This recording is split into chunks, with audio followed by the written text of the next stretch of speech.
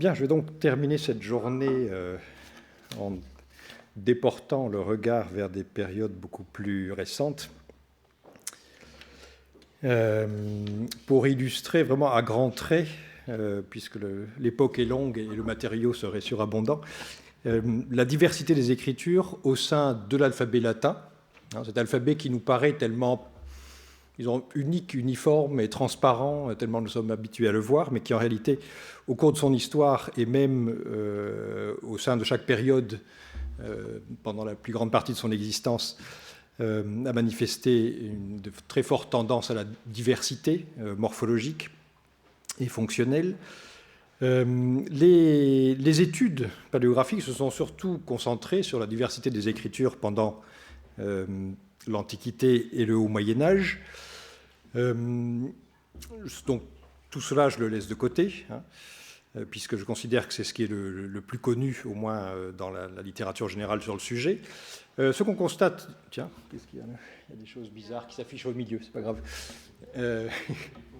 Pardon ? Ah oui, voilà.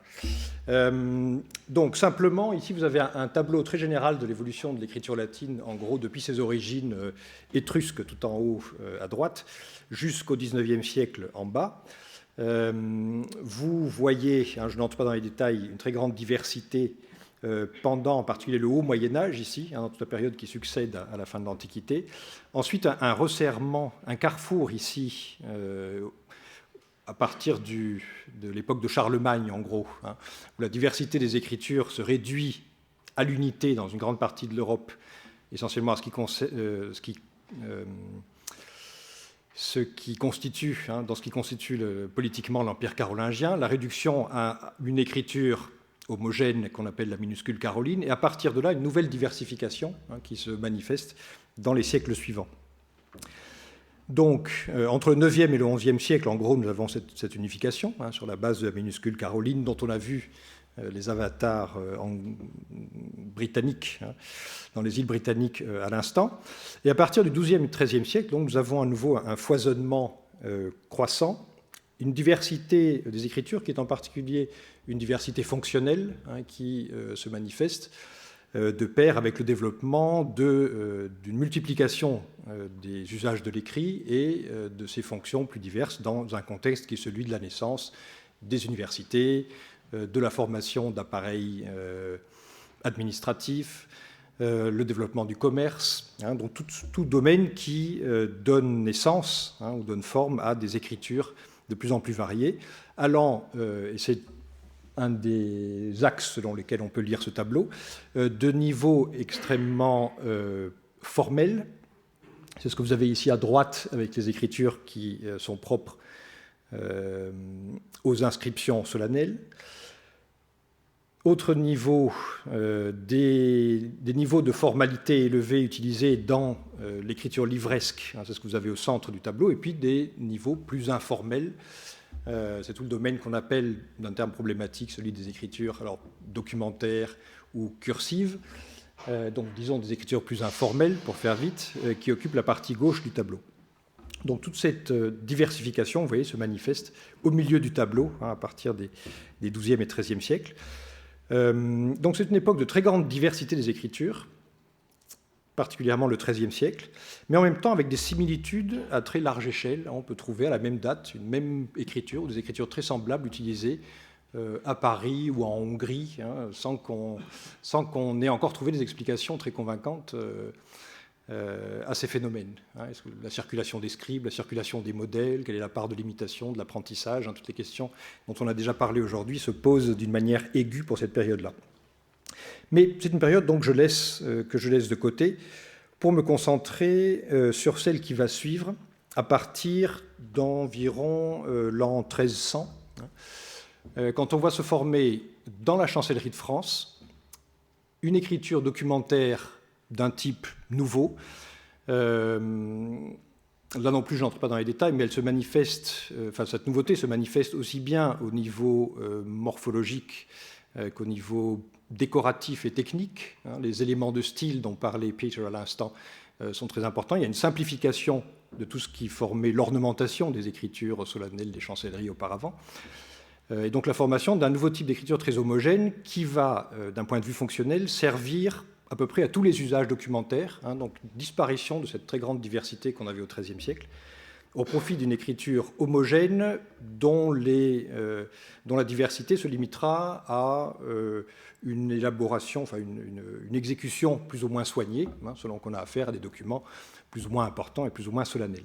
C'est l'écriture qui, en France, en un demi-siècle à peu près, devient l'écriture universelle donc pour les usages documentaires, et qui, dans la suite du XIVe siècle, et la chose est pratiquement conclue autour de 1400, se répand aussi au-delà des frontières du royaume et est adoptée dans les usages des chancelleries, notamment dans une grande partie de l'Europe.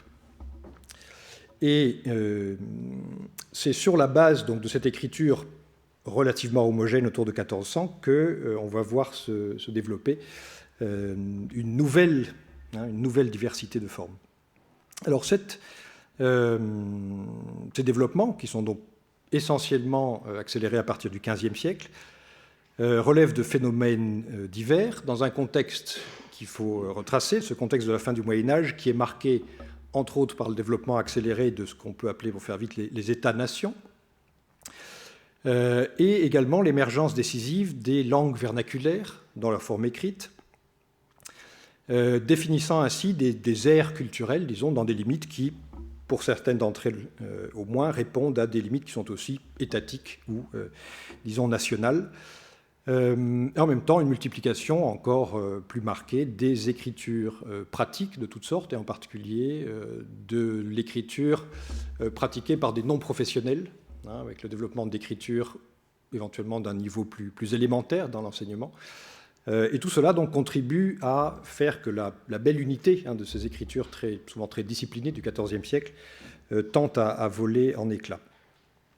La répartition linguistique est un phénomène essentiel, me semble-t-il, un facteur essentiel à prendre en compte pour cette époque-là. On a vu, alors pour les périodes précédentes du Moyen-Âge, c'est quelque chose qui est beaucoup moins présent, et dont le cas archétypique est précisément celui que nous venons de voir avec les îles britanniques qui pratiquent une écriture pour le latin et une écriture pour la langue vernaculaire, ce qui ailleurs n'existe à peu près pas. Et donc si on reprend les catégories qui ont été développées par Armando Petrucci, auxquelles Peter a aussi fait allusion, Petrucci dit multigraphisme, je crois. Nous disons polygraphisme pour la cohérence grecque du mot, c'est préférable. Mais donc je rappelle que Petrucci a distingué un polygraphisme, donc il appelle relatif, c'est-à-dire la pratique de différents types d'écriture au sein d'un même alphabet, et un polygraphisme absolu qui est la pratique par les mêmes scribes d'écriture relevant d'alphabets, enfin de systèmes d'écriture différents. En réalité, il y a bien des degrés à l'intérieur même de ce qui, en ce qui nous concerne, est un polygraphisme relatif, puisqu'on est au sein de l'alphabet latin. La diversité des écritures va des niveaux les plus subtils, la diversité de styles simplement, à des diversités plus marquées de types. Et là, on revient sur des questions que nous avons abordées dans la journée d'études précédente. Donc, à partir de quand est-ce que deux écritures subtilement distinctes par le style finissent par constituer deux types différents, notamment par la présence d'allographes particuliers, de lettres qui ont des formes différentes et fixes dans chaque type.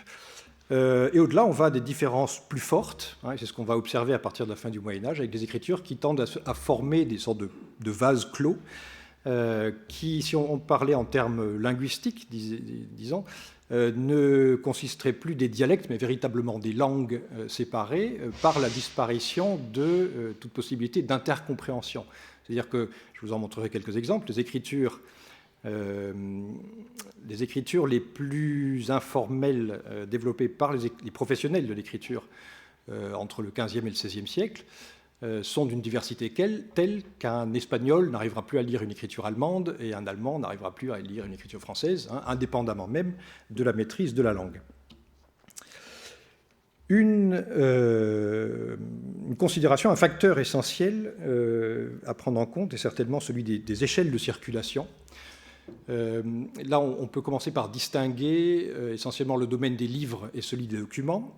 Les livres, en grande partie, ont vocation à circuler plus que les documents. Et la circulation, à la fin du Moyen-Âge, à partir du milieu du XVe siècle, sera encore démultipliée par l'invention de l'imprimerie, en particulier donc pour tout ce qui sera imprimé en latin, qui a vocation à circuler largement dans les limites de l'Europe occidentale. Pour ce qui est des documents, il y a des échelles différentes de circulation. Il y a certes une circulation internationale, mais limitée à certains types de documents. On pense bien sûr aux actes diplomatiques, à la correspondance, notamment à la correspondance commerciale internationale. Mais il y a des aires de circulation plus limitées et des identités graphiques, pourrait-on presque dire, qui correspondent à des aires précises, notamment dans la sphère du pouvoir, avec des identités graphiques volontairement projetées aussi bien à l'intérieur des limites d'un État que vers l'extérieur. Et je repense à ce que nous avons entendu tout à l'heure sur ce souverain acadien qui s'indigne qu'on puisse vouloir lui écrire en araméen. Aujourd'hui encore, la République française n'écrit qu'en français. Voilà, il y a là un rapport évident à la fois entre le pouvoir, la langue et l'écriture. Et donc nous constatons dans la sphère des écrits émanés des différents pouvoirs une discipline collective des clercs, un house style propre soit à une entité politique, soit même à des institutions particulières au sein d'un appareil, disons, administratif, judiciaire, etc. Nous avons, au niveau de circulation le plus restreint, des écritures de professionnels à l'usage des professionnels, qui pratiquement ne sont lisibles que par les professionnels, voire même lisibles uniquement par le professionnel en chair et en os qui a écrit sa minute et qui ensuite la reportera, si tout va bien, au propre dans un registre si elle a vocation à être lu par d'autres. Et donc là, oui, du point de vue des diplomatistes, c'est ce qui distingue donc les minutes, disons, et les expéditions. Donc ce qui est destiné aux producteurs, pour faire simple, et ce qui est destiné à des lecteurs au-delà. Alors, je reviendrai sur quelques exemples spectaculaires dans cet ordre d'idées. Alors, quelle est la situation autour de 1400 ? Nous avons, alors ici, voilà, les fidèles de nos journées reconnaîtront l'affiche d'une des journées précédentes. C'est une affiche d'un maître écrivain allemand, Johannes von Hagen, du début du XVe siècle, qui illustre la vaste gamme, et ce n'en est qu'une sélection, selon laquelle se déclinent les écritures au sein d'un système qui est celui de l'écriture gothique, disons, et ici dans sa version allemande, germanique. On voit, même sans entrer dans les détails, deux types d'écritures s'opposer assez nettement ici, des écritures plus noires, plus posées, qui sont celles qui sont destinées à l'écriture des livres, plus ou moins soignées, luxueuses et amples, selon les cas. Et puis d'autres, plus légères, plus animées, qui sont les écritures donc, que j'appelais tout à l'heure documentaires ou cursives, et dont il existe aussi toute une gamme, plus ou moins sophistiquée, plus ou moins rapide, et qui, du point de vue du professionnel de l'écriture et de ses clients, correspond à une gamme de prix aussi, et des écritures qui demandent plus de travail, plus de temps, et donc plus d'argent. Alors ça, voilà, pour illustrer en gros la situation, la diversité fonctionnelle dans le monde des écritures gothiques autour de 1400, voilà d'un peu plus près une variété de ces lettres, quelques variétés. La grande nouveauté en 1400 et dans les années immédiatement après 1400, c'est en Italie, à Florence, et puis plus largement dans d'autres centres italiens où se diffuse l'humanisme, la réintroduction, la résurrection d'une écriture qui est fondée sur la découverte des manuscrits de l'époque carolingienne et post-carolingienne, en grande partie des manuscrits, disons, italiens des 10e, 12e siècles, et donc le retour à une écriture pré-gothique qui apparaît comme ayant des vertus particulières, notamment de lisibilité. Et donc, on voit naître à la même époque cette écriture-ci, qui est une écriture donc à destination livresque, et qui est donc posée, disons, qu'on appellera l'humanistique ronde, enfin il y a différents noms, et c'est ce qui est à l'origine de nos caractères d'imprimerie romains, et puis en même temps une écriture cursive, qui techniquement continue dans le sillage de l'écriture cursive gothique, mais qui, morphologiquement, reprend des éléments analogues à ce que nous venons de voir dans l'écriture livresque, c'est-à-dire en particulier un principe général des écritures pré-gothiques qui est que, pour l'essentiel, une même lettre a toujours une même forme, alors que dans les écritures gothiques, on a au contraire le développement marqué de tendance à l'allographie, c'est-à-dire à des formes de lettres qui varient en fonction de la position du lettre dans le mot ou du voisinage avec telle ou telle autre lettre. C'est ce qui fait que cette écriture-ci, en particulier, se révélera particulièrement adaptée à l'imprimerie, puisque ça simplifiera le travail technique de composition. Donc ça, c'était un exemple précoce. Ici, on a un exemple de la fin du XVe siècle, dans lequel vous voyez alors deux choses, à la fois des capitales romaines, qui sont un autre élément de la récupération d'écriture du passé par les humanistes italiens, et en dessous, donc, cette cursive italienne, italique, qui nous paraît parfaitement lisible par rapport aux cursives gothiques de la même époque. Et on a donc ici des éléments essentiels d'écriture qui, pour nous, sont l'écriture moderne, avec ses capitales et ses minuscules, qui nous semblent parfaitement lisibles, mais qu'il faut éviter de penser en termes de modernité et d'archaïsme pour l'époque.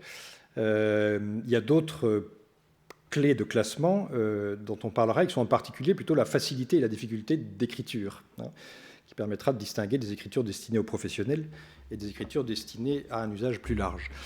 Je faisais allusion à l'imprimerie, donc vous avez ici, simplement pour mémoire, les prolongements de ces nouveautés italiennes dans la typographie, à Venise en particulier. Donc en 1470, ici les caractères romains créés par Nicolas Janson et qui sont aujourd'hui encore considérés comme un nec plus ultra de la lisibilité et de la perfection formelle de l'alphabet latin.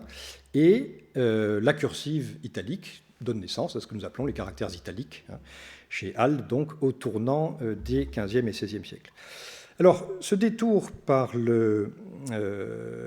l'imprimerie s'impose puisque un des facteurs essentiels de l'évolution de l'écriture à l'époque moderne, précisément, et qui distingue cette histoire de tout ce qui a précédé, c'est l'interférence entre l'existence de ces caractères d'imprimerie et ce qu'on continue à écrire à la main. En gros, le domaine des livres est transféré aux imprimeurs, et c'est le domaine des documents, essentiellement, qui va rester le domaine de l'écriture manuelle, ce qui a pour effet de libérer, d'une certaine façon, l'écriture manuelle de la discipline à laquelle étaient soumises les scribes en tant que scribes copistes de livres, et qui est sans doute une des raisons pour lesquelles la cursivité et la variété des écritures se démultiplient à partir de cette époque. Alors, autre forme d'interférence entre l'imprimé et le manuscrit. L'imprimé, en même temps, relaie l'écriture manuscrite par l'usage de supports d'enseignement imprimés, c'est-à-dire, plus précisément, de modèles qui sont gravés, d'après des modèles tracés d'abord à la plume par des maîtres écrivains, par des calligraphes. C'est un phénomène qui... alors, je vais me concentrer essentiellement sur ce matériau-là, puisque ça permet de donner un fil directeur, si vous voulez, dans cette histoire longue et très complexe des écritures de l'époque moderne. Je vais essentiellement prendre mes exemples et examiner l'interaction des écritures à l'échelle européenne à travers ce genre de livres que sont les livres des maîtres écrivains, sur lesquels je travaille depuis quelques années, en particulier pour le domaine français.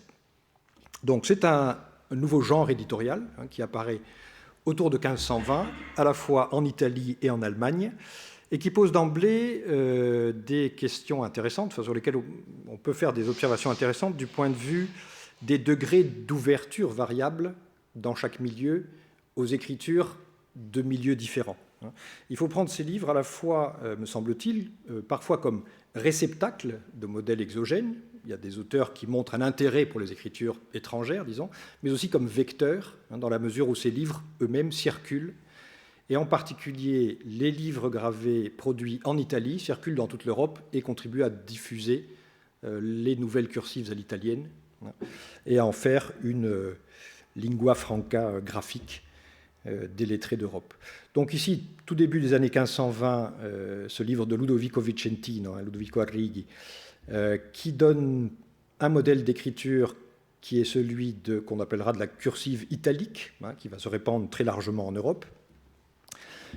Si on se transporte aux Pays-Bas en 1540, là c'est une édition un peu plus tardive de 49, mais la première édition de ce livre est de 1540, Gérard Mercator, donc là un flamand, le premier livre d'écriture publié en Flandre, c'est précisément un livre d'écriture à l'italienne, et pas du tout un livre d'écriture à la flamande, c'est-à-dire dans la tradition gothique. Donc là, directement dérivé de ces modèles italiens. Dans les mêmes années, on a, en 1540 justement, un autre livre publié en Italie par Giovan Battista Palatino, dont on voit ici la tête, voilà, Libro nuovo di imparare a scrivere, etc. Tutte sorte lettere antiche e moderne di tutte nazioni. Donc là, on a vraiment un intérêt un peu encyclopédique, un intérêt frappé au coin d'une esthétique de la diversité et de la curiosité. Et le contenu du livre, donc là je vous présente voilà, un exemplaire qui a été dépecé et collé dans un grand album, ça permet commodément de voir beaucoup de pages à la fois. Vous voyez qu'il y a à la fois toutes sortes de styles d'écriture moderne qu'on peut utiliser, et puis d'autres qui sont là, alors aussi bien de type plus livresque, ici des initiales comme on pourrait en avoir dans un livre de chœur, dans un manuscrit liturgique. Ailleurs, ici, des lettres du haut Moyen-Âge, lettres lombardes. Ici, des lettres gothiques ornementales pour les arts décoratifs, mais aussi du grec, de l'arabe, du syriaque, toutes sortes de choses, dans des formes encore parfois approximatives, et des exemples, donc des écritures contemporaines en alphabet latin, donc de l'Europe du temps. Ici, une planche qui représente l'écriture française, dans une forme idéale, un modèle parmi d'autres, comme Palatino l'explique. Il explique d'ailleurs d'une manière intéressante que cette forme, pratiquement on a peu de chance de la rencontrer dans la réalité, c'est une forme idéale, mais l'écriture française devant s'écrire très vite, il y a peu de chances qu'elle soit aussi formée que celle qui est ici. Il y a donc là une esthétique de la cursivité qui est inscrite dans les gènes même de l'écriture à la française. En Allemagne, à la même époque, nous avons les premiers livres publiés par Johann Neudorfer, 1519 déjà, et qui sont caractéristiques de ce que sera l'école allemande, précisément par une concentration sur ce qui intéresse les Allemands, de l'écriture gothique, et pas grand-chose d'autre avant le XVIIe siècle. Dans des formes extrêmement sophistiquées, une écriture gothique extrêmement calligraphique et qui est prodigieusement bien gravée ici, dans des planches gravées sur bois. Et donc, l'Allemagne, j'en parlerai à plusieurs reprises, c'est un des cas les plus intéressants, puisqu'on a dès le début, enfin, dès autour de 1500, disons, une connexion, un lien très explicite et très étroit entre la langue, le pouvoir et l'écriture. Les modèles de l'écriture allemande tels qu'ils émergent autour de 1500, pour l'usage commun, et en particulier pour la typographie, sont empruntés directement à l'écriture de la chancellerie impériale du temps de Maximilien. Donc là, il y a un rapport direct avec le pouvoir politique.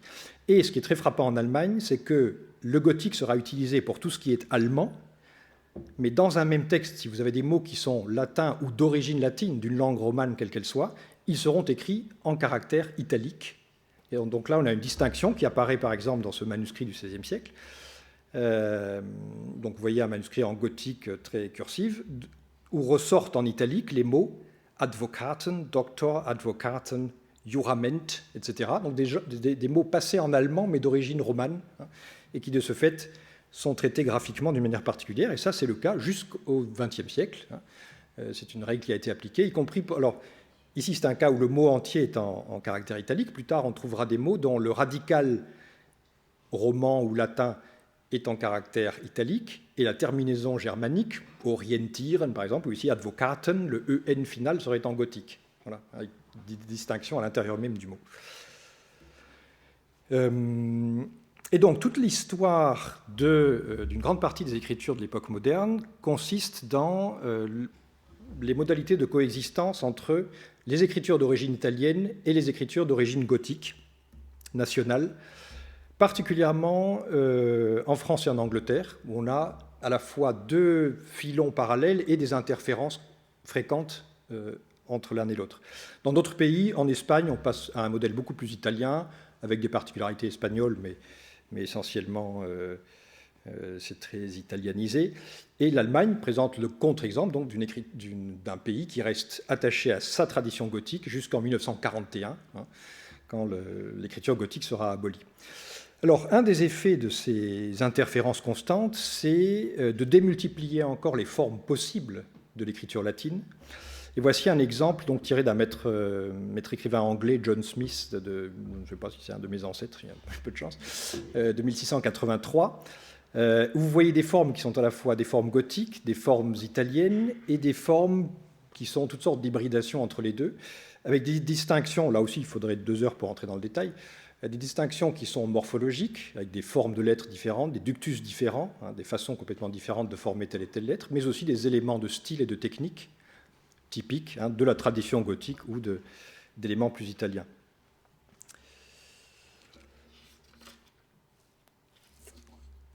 Et donc je parlais tout à l'heure des écritures des professionnels, au sein de cette nébuleuse d'écriture, dont seulement les formes les plus disciplinées sont enseignées par les maîtres écrivains en général. Il faut voir au-delà qu'il y a dans la pratique des professionnels des écritures extrêmement échevelées. Alors celle-ci est encore relativement raisonnable. Quand on a l'habitude des écritures gothiques allemandes, ça se lit fort bien. En avançant dans le temps, on a des écritures de plus en plus cursives et échevelées, donc je disais, en particulier dans la première moitié du XVIIe siècle. Voilà un exemple français, qui est illisible pour qui n'est pas français, et même pour beaucoup de Français. Pour le lire, il faut être notaire ou clerc ou greffier de justice. Et à la même époque, une écriture espagnole, aussi illisible pour qui n'est pas espagnol. Et aussi bien en France qu'en Espagne, d'ailleurs, il y a des mesures législatives contre ces écritures, qui sont vraiment considérées comme illisibles, même par les contemporains. Alors la France constitue vraiment un cas d'école, en partie, j'ai dit, comparable à l'Angleterre, par la façon dont ces écritures coexistent. Mais en France, me semble-t-il, la tradition nationale d'écriture est plus encore liée au pouvoir monarchique. Et l'introduction des formes à l'italienne, donc, est très nettement canalisée. Les écritures italiennes s'imposent surtout dans le domaine des écritures privées, de l'écriture littéraire, linguistiquement d'abord dans le latin et l'italien, qui est largement pratiqué évidemment dans les cours, et seulement ensuite, petit à petit, dans l'écriture du français. Et pour tout ce qui est des formes d'hybridation aussi, il faut surtout regarder vers les écritures privées ou littéraires. Dans les écritures institutionnelles, on aura plus nettement l'écriture française qui garde sa pureté, disons, où ne s'introduisent que très lentement des éléments d'influence italienne. Et donc, il faut tout à fait distinguer les écritures individuelles et les écritures institutionnelles. Les débuts de l'écriture italienne en France, on peut les suivre, ça a été étudié pour notre bénéfice. C'est très lié à François Ier. Voici le premier manuscrit, apparemment, dans lequel on trouve une écriture à l'italienne pour transcrire un texte en français. C'est un manuscrit de François de Moulins, qui est le précepteur, précisément, du petit François, avant son accession au trône, François d'Angoulême, donc. Et c'est au début du règne de François Ier qu'on voit apparaître les premiers livres français imprimés en langue française et en caractère romain, et non plus en gothique.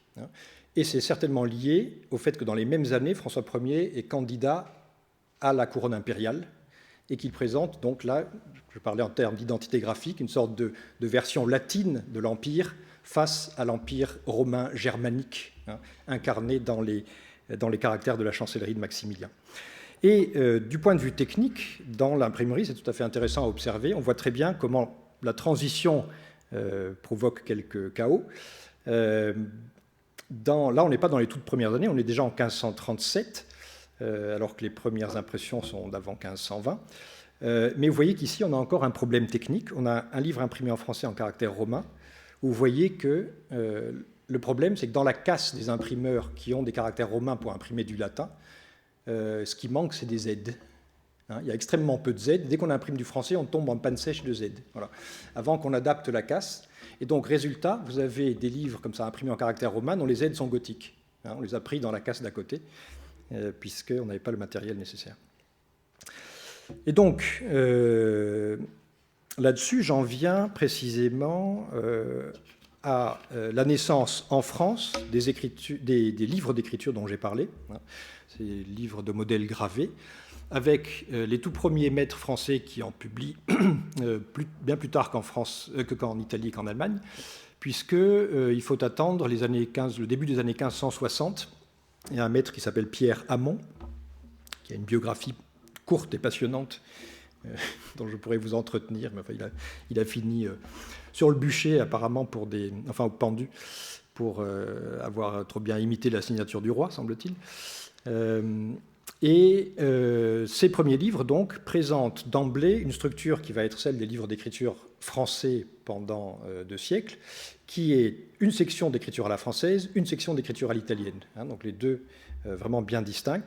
Ici, dans une édition de 1573 d'un livre qui a d'abord paru en 1564, l'alphabet de plusieurs sortes de lettres, dans lequel vous voyez toute une gamme d'écriture à la française, la lettre naturelle française, donc une lettre documentaire posée, la lettre mignarde, beaucoup plus ornée, et puis, ça c'est tout à fait exceptionnel, la minute, et ça c'est le seul exemple que je connaisse sur au moins les 2 premiers siècles des livres d'écriture, où on présente comme idéal à atteindre, c'est la dernière planche des écritures françaises, une écriture totalement informelle et échevelée. Et vous voyez, ça recoupe ce que disait Palatine sur l'écriture française. L'écriture française doit être rapide, et le professionnel le plus habile, c'est celui qui produit cette écriture à la fois admirablement rythmée et difficilement lisible, pour qui n'est pas habitué à ce genre d'écriture. Donc ça, c'était la section française. La section italienne, lettres italiques, voilà, présente aussi toute une gamme d'écritures soit fonctionnelles, soit plus décoratives, et qui visent surtout à montrer la virtuosité du calligraphe. Voilà. Alors, je disais, le cas français et le cas anglais sont analogues. Du point de vue des livres d'écriture, c'est d'autant plus net que pour ce qui est du début, des premières publications, le premier livre d'écriture publié en Angleterre en 1570, donc vous voyez ici un des 2 exemplaires survivants, a été publié précisément par un Français, par Jean de Beauchesne, maître huguenot, exilé, et qui présente... Alors, ça pose une sorte de problème bibliographique intéressant, parce que vous voyez, le livre est signé par Jean de Beauchesne et John Bayldon, dont on ne sait pas très bien comment ils se sont répartis les rôles. J'ai tendance à penser que Bayldon a été responsable des écritures à l'anglaise, écriture institutionnelle très caractéristique des institutions anglaises, comme c'est gothique, presque caricatural, dans l'accentuation des pleins et des déliés, et que Beauchesne aura été responsable des écritures à la française, ici très proche de Hamon, lettres d'État, et des lettres italiennes, maiuscole cancellaresche. Donc là, on voit en Angleterre une tripartition, écriture anglaise, française, les gens bien nés en Angleterre parlent et écrivent le français, et des écritures donc à l'italienne aussi, qui ont aussi une valeur donc internationale. Un autre...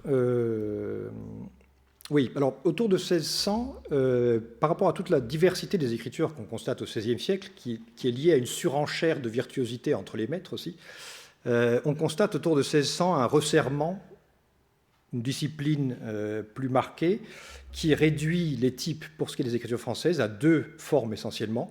Une qui est celle qu'on appelle l'écriture de finance ou l'écriture ronde, qui est l'écriture dans la tradition française gothique, mais moins gothique, un peu plus arrondie, plus aérée.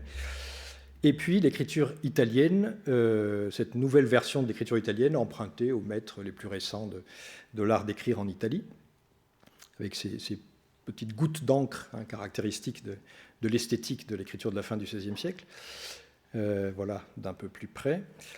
Et alors, ce qui est par ailleurs intéressant à noter, et qui semble se développer aussi à cette même époque, c'est une diversification, en revanche, des écritures plus explicitement fondées sur des paramètres sociaux, donc une sociomorphologie des écritures, avec en particulier l'idée qu'il y a des gens qui sont des professionnels et d'autres qui doivent pouvoir écrire bien, mais qui n'ont pas de temps à perdre avec un enseignement aussi poussé, et qui sont en particulier, c'est ce que vous voyez ici, bâtarde italienne, fort propre pour gentilhomme. Donc les nobles n'ont pas de temps à perdre avec l'écriture gothique des professionnels, et lettres fort propres pour dames. Donc différenciation ici même entre écriture d'homme et écriture de femme. Il y a un autre, ça c'est en 1600, il y a un autre livre peu après, 1608, qui présente un modèle, c'est Lucas Matreau, qui présente un modèle, lettres faciles à imiter pour les femmes. Donc là, il est vraiment explicite que c'est une écriture qui s'apprend en moins de temps, pour des usages pratiques, mais pas pour du travail professionnel. Et cette différenciation sociologique des écritures, on peut la constater ne serait-ce qu'à travers des signatures. Vous avez ici un acte qui a été signé par des dizaines de personnes qui vont du prince à des gens nettement plus bas placés dans l'échelle sociale, mais qui sont quand même des magistrats, des bourgeois, etc. Et vous voyez une gamme d'écritures qui se distingue à la fois par la morphologie et par les dimensions. Vous voyez que les signatures les plus hautes sont très allongées, sont celles des grands princes, et en même temps, elles sont en écriture italique, précisément. C'est l'écriture pour gentilshommes. Et donc, ce paysage français contraste avec ce qu'on trouve dans d'autres régions d'Europe, qu'on peut définir comme des régions carrefour, où il y a un intérêt plus marqué pour ce qui se fait au-delà des frontières d'une ère culturelle donnée. C'est en particulier les Pays-Bas, qui sont vraiment au carrefour linguistique et graphique entre les pays germaniques et les pays latins. Et on a donc quelques livres, je vous illustre ça à travers 2 ou 3 livres, parus tous en 1594. Ici, Théodore Boissens, vous voyez le titre Promptuarium, Variarum Scripturarum, donc promptuaire de diverses écritures, ex quo Latini, Itali, Galli, Hispani, Germanici, Angli, Belgaeque, Vernaculas, ue scriptionis proprietatem et formationem depromere possunt. Donc, livre dans lequel les gens de tous ces pays peuvent apprendre leur propre écriture. Donc là, il y a à la fois une curiosité, comme chez Palatino, et en même temps l'idée, sans doute, d'un marché international sur lequel on peut écouler un livre comme celui-là. Autre livre de la même date d'un autre flamand, Ondius, Theatrum Artis Scribendi, Variarum Summorum Nostri Seculi Artificum Exemplaria, etc. Donc ça, c'est un recueil d'exemples des grands maîtres du temps. Il y a déjà l'idée d'un panthéon des meilleurs calligraphes de tous les pays, qui sont réunis dans ce livre-là. Et puis là, même en Allemagne, alors on commence à trouver des planches qui représentent des écritures étrangères. Il y avait déjà des écritures italiennes. Mais là, en 1594, toujours, à une Köstliche Schatzkammer, et on voit, entre autres, une planche intitulée « Une écriture française », qui est en fait une écriture italienne. Donc on voit aussi comment tout ça s'interpénètre. Il est allé prendre dans des modèles français des écritures italiennes telles qu'on les utilise en France. Donc vous voyez comment tout ça circule. Là, encore une fois, le cas français est particulier en ce qui les maîtres français se concentrent vraiment sur la France et on voit pratiquement rien d'étranger circuler dans l'écriture française à part les modèles italiens. Et les choses se concentrent encore plus à partir de 1632-1633, quand le Parlement de Paris, trouvant que les écritures du temps deviennent vraiment trop difficiles à lire, on pense à ce qu'on a vu tout à l'heure, ordonne une réforme des modèles et ordonne de limiter tout l'enseignement à 2 modèles, un pour l'écriture à la française, un pour l'écriture à l'italienne. C'est ce qui est publié dans les modèles des années suivantes, en particulier donc, dans ce grand recueil magnifique In Plano de Louis Barbedor, qui présente donc l'écriture financière dans sa naïveté, c'est-à-dire l'écriture française, avec sa déclinaison en minuscules, majuscules et écriture d'apparat pour les titres. Donc c'est la variété que vous voyez au milieu. Donc voilà quelques exemples avec une ornementation aussi extrêmement typique de cette époque du classicisme calligraphique français. Alors des variations plus ou moins cursives, ici plus posées, la plus rapide, mais sur des bases morphologiques communes. Et puis deuxième partie, toujours la même structure, l'écriture italienne bâtarde, et donc là on a le modèle à l'italienne, basé sur un modèle unique. Et donc ça c'est voilà, les modèles qui circulent à cette époque-là, et Barbedor en particulier est exceptionnel en ce que, à la fin de son grand recueil, il ajoute aussi quelques planches d'écriture qui ne sont pas françaises. Il y a des écritures flamandes, allemandes, anglaises, etc. Ce qui est intéressant, c'est de constater combien ces écritures sont à la fois parfaites formellement, dans la calligraphie et la gravure, et en même temps présentent vraiment un accent français. Ce n'est pas une écriture allemande écrite par un Allemand. Dans l'ornementation, dans les proportions, il y a vraiment quelque chose de très français. Et c'est pareil pour ces autres modèles étrangers. Voilà, dernière étape de la formation de la typologie classique des écritures françaises, qui va durer jusqu'au début du XIXe siècle, c'est l'apparition au début du XVIIIe siècle d'un troisième type, qui est ce qu'on appellera la coulée, qui répond à la nécessité d'une écriture plus rapide et plus légère que la bâtarde, qui était quand même un peu un peu trop formel pour les usages courants et qui d'ailleurs a été très rapidement déformé. Et donc c'est cette tripartition qu'on trouve, je disais, jusqu'au XIXe siècle comme caractéristique de l'écriture française. Ici, vous en avez les modèles par l'imprimerie nationale au début du XIXe siècle. Les trois ont été réduits en forme typographique, la coulée, la bâtarde et la ronde. C'est vraiment la tripartition classique. Et donc, si j'insiste un peu sur les écritures françaises aussi, c'est qu'au XVIIIe siècle, siècle de la civilisation française qui se répand dans toute l'Europe, il y a un intérêt qui est lié alors, à l'apprentissage, la diffusion de la langue française, certainement, bon, et puis tout le reste, les châteaux français, les jardins français, etc., depuis Louis XIV. Et un des plus gros succès de librairie internationale de l'époque, c'est évidemment l'encyclopédie de Diderot et d'Alembert, dans laquelle il y a entre autres une section sur l'écriture, écrite par Charles Paillasson, grand maître écrivain. Bon, il n'a pas un nom très glorieux dans ses sonorités, mais c'est un grand homme dans son art. Et il produit donc cette petite introduction à l'écriture avec quelques planches, 16 planches, dans laquelle on voit à nouveau les différentes écritures de ronde, avec les différents niveaux à la fois de dimension et de cursivité, la bâtarde, les bâtardes et les coulées. Et ce livre est directement le support d'une diffusion de ces modèles à l'étranger par la diffusion de l'encyclopédie et même par des reprises directes. Il y a une traduction italienne du livre de Paillasson. Il y a une adaptation polonaise même, tout à fait extraordinaire, en quelques planches, petit livre très modeste, fait par les jésuites de Varsovie, qui présente un seul type d'écriture, la bâtarde. On voit ce qui est le plus utile directement. Et voilà. Donc, ce qu'on constate au XVIIIe siècle, cette diffusion plus large des modèles français, à la fois par des supports français d'origine, mais aussi par des maîtres étrangers qui fournissent des livres à des élèves qui apprennent le français et qui ne pourraient pas écrire le français en gothique, c'est impensable. Donc il faut apprendre l'écriture française avec le français.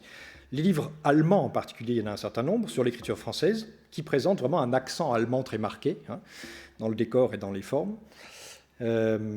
Ici, on a une planche qui montre les majuscules allemandes et les majuscules françaises. Les majuscules allemandes ont reçu un décor qui se veut d'inspiration française, qui est absolument hideux, qui esthétiquement n'est plus ni allemand ni français, et les lettres prétendument françaises en bas sont aussi quelque chose qui serait considéré comme extrêmement maladroit et disgracieux par un maître français. Alors, dernière étape, c'est ce qui va bouleverser le système pour toute l'Europe autour de 1800, c'est l'attaque des écritures anglaises. Alors, les Anglais étaient toujours restés une province, disons, du continent, graphiquement. Ils s'inspiraient de modèles notamment français et de modèles hollandais, mais au XVIIIe siècle, ils créent leur propre mélange, leur propre combinaison d'éléments de style et de morphologie empruntés à toutes ces écritures. Et c'est ce qu'on voit dans des livres comme celui-ci, dans lequel vous notez le contraste entre deux types d'écriture particuliers. Alors, c'est le Tutor to Penmanship de John Ayres, 1695, dans lequel vous voyez une écriture qui a des pleins et des déliés extrêmement dessinés et posés, qui est en fait empruntée telle quelle à la bâtarde française. L'ornementation ici est empruntée entièrement à des maîtres français du milieu du XVIIe siècle. Il y a quand même un retard chronologique dans le décor. Et ici, une écriture très différente, avec ces sortes de boucles ancrées, qui est une écriture à l'italienne telle qu'on l'a stylisée essentiellement aux Pays-Bas. Donc vous voyez les circulations. C'est le type d'écriture qu'en Angleterre on appelle une écriture à l'italienne, mais qui est en fait une écriture hollandaise. Et voilà, tout ça juste en passant pour rappeler que les Anglais continuent en même temps à faire leurs écritures institutionnelles gothiques, hyper gothiques, qui ont perduré très largement jusqu'au XVIIIe. Et le résultat, c'est donc la naissance de cette écriture qui, pour nous, est tout à fait familière, qui est restée un archétype des écritures formelles jusqu'à nos jours, en particulier sur les cartons d'invitation, de mariage, etc. Voilà, c'est l'anglaise telle qu'on la connaît. C'est ce qu'on voit ici, combiné avec des écritures néo-gothiques, qui sont aussi propres à l'école anglaise. Ça, c'est un livre particulièrement intéressant, de 1756, Joseph Champion, qui est un grand maître de l'époque, puisque, vous voyez, ça s'appelle le parallèle or comparative penmanship exemplified in four the greatest original foreign masters Lucas Matero, Louis Barbedor, Jan van Velde et Ambrose Perling. En fait, il reprend des modèles français, de 2 grands maîtres français et de 2 grands maîtres hollandais. Il les copie à la perfection. Ici, il y a une planche imitée de Barbedor, donc. Ensuite, il les adapte et les anglicise dans le style. Il dit, voilà ce que je ferais si je devais faire ça à l'anglaise. Et 3e étape, le même texte en anglais, hein, dans une écriture entièrement à l'anglaise. Et donc, on voit bien se former là, vraiment, l'idée d'une nouvelle écriture dont les racines sont tout à fait explicites. Et donc, cette écriture à l'anglaise, elle se répand sur le continent. Et là encore, il faut invoquer le contexte du temps, et surtout les aspects fonctionnels de cette écriture, puisque c'est une écriture qui est essentiellement destinée au commerce. Et là, il y aurait tout un discours à faire sur les publics auxquels s'adressent ces livres. En Italie, les secrétaires, en France, en gros, ceux qui veulent trouver un travail dans l'administration royale, et en Angleterre, c'est destiné au commerce. Et c'est le commerce, précisément, par son caractère international et par la facilité, rapidité et lisibilité exigée de l'écriture, hein, qui donne naissance à ce type qui va se répandre très largement en Europe. Et donc on le voit dès les années 1780 s'introduire dans des copies. Alors ici, une copie par un maître français qui m'est cher, François-Nicolas Bédigi, l'écriture encore très approximativement imitée de l'écriture anglaise, ça c'est dans les années 1780. Et puis là, dès 1783, dans un livre portugais, hein, une page de titre qui paraît très anglaise. Les proportions sont un peu plus condensées, à la manière ibérique, mais cette écriture très contrastée, très fine, hein, qu'on a ici, c'est une écriture à l'anglaise, et même l'usage du néo-gothique, là, montre vraiment Et on voit très clairement l'importance là, des rapports commerciaux, évidemment, entre le Portugal et l'Angleterre, hein, qui ont l'importance que l'on sait. Ça fait longtemps qu'on boit du Porto en Angleterre. Un des cas les plus intéressants, un livre rare que j'ai eu la chance de trouver récemment, c'est un livre publié en Suède par un maître écrivain qui s'appelle Beckman et qui a toute une intéressante introduction où il explique les autres pays ont chacun leur écriture, les Suédois écrivent n'importe comment. Et donc je vais fournir, il dit donc les Anglais ont leur écriture, les Français, les Italiens, etc. Et donc, voilà, dans ces Grunderne till Skriftkonsten, il y a 4 modèles. Le modèle, il les appelle, il prend pas de risque hein, dans les connotations, il les appelle écriture cursive numéro 1, écriture cursive numéro 2, écriture cursive numéro 3, écriture cursive numéro 4. Si on revient, l'écriture cursive 1, c'est la bâtarde française. L'écriture cursive 2, c'est l'anglaise. L'écriture cursive 3, c'est la coulée française. Et la bâtarde et la coulée, il les a prises chez Paillasson. Hein, ces planches sont vraiment inspirées directement de celles de Paillasson. Et en dernier lieu, une gothique allemande, hein, puisque la gothique allemande, au-delà de l'Allemagne, a servi pour d'autres langues germaniques et scandinaves, puisqu'elle a été utilisée au Danemark et en Norvège. Hein, en Suède, c'est plus partagé. Voilà donc un cas exemplaire, me semble-t-il, de cette diffusion et cette circulation internationale des écritures. Et donc, autour de 1800, on voit vraiment une invasion de l'écriture anglaise sur le continent, à travers des livres comme celui-ci, qui sont, là c'est la première fois qu'on publie à Paris un livre qui est la traduction, l'adaptation telle quelle du livre d'un maître anglais, hein, et pas de copie faite par un maître français.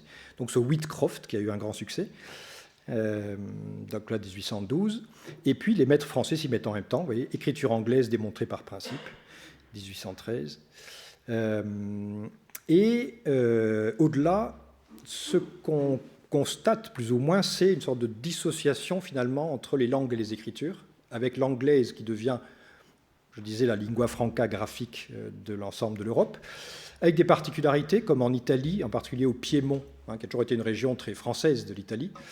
On a un certain nombre de livres qui sont publiés, qui sont très marqués par les modèles français, et en même temps importent des modèles à l'anglaise. Ici, vous avez ce Giuseppe Savant, hein, qui a publié un certain nombre de choses à Turin.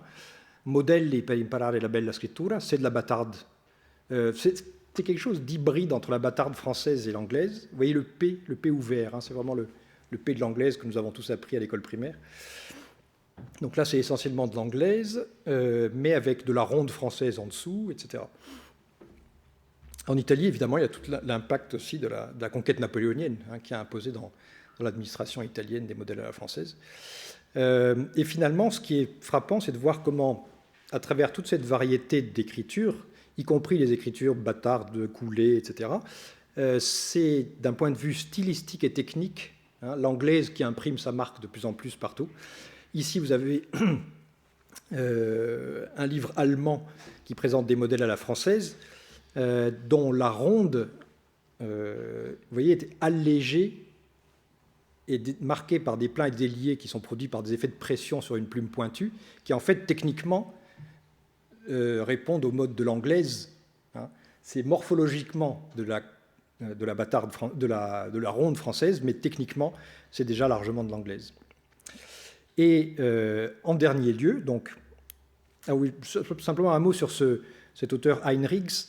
Il est exemplaire de l'évolution générale, puisqu'il publie ses premiers livres autour de 1810, et il fait un livre à la française, un livre à l'anglaise, un livre à l'italienne.